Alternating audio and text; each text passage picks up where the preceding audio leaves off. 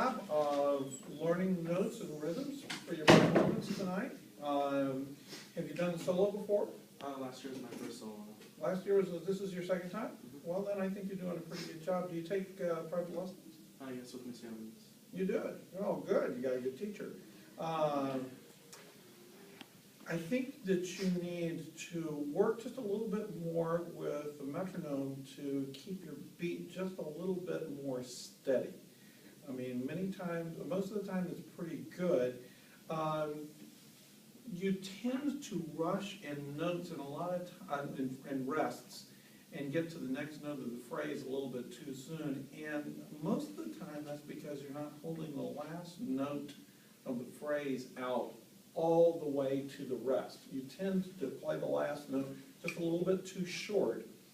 And that does two things. It tends to make you want to rush to the next note of the phrase. And the other thing that it does is it kind of interrupts the sense of flow and musical continuity of the musical line. So, you know, holding notes out full value is going to help you sound a little bit more musical in the long run, and it's going to help you a lot with your counting.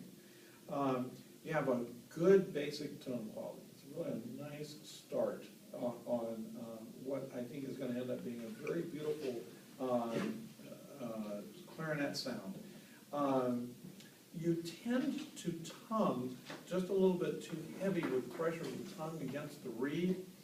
And I'm a big believer that it doesn't matter whether you're playing long, short, staccato, accent, whatever. Hold your hand out like this. That you really don't want to use any more pressure of the tongue against that than that. You know, make sure you never do this, because that's always going to detract from the beauty of your tone quality. And it's going to, especially in a Baroque piece like this, is going to make a little bit too heavy a sound. You know,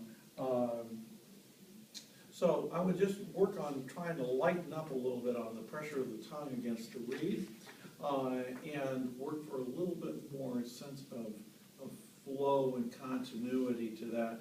Instead of ta ta ta ta, you might think a little bit more do do do do do du in your tongue as opposed to TAH. It might help you a little bit. Okay, many nice. Oh, one other thing here.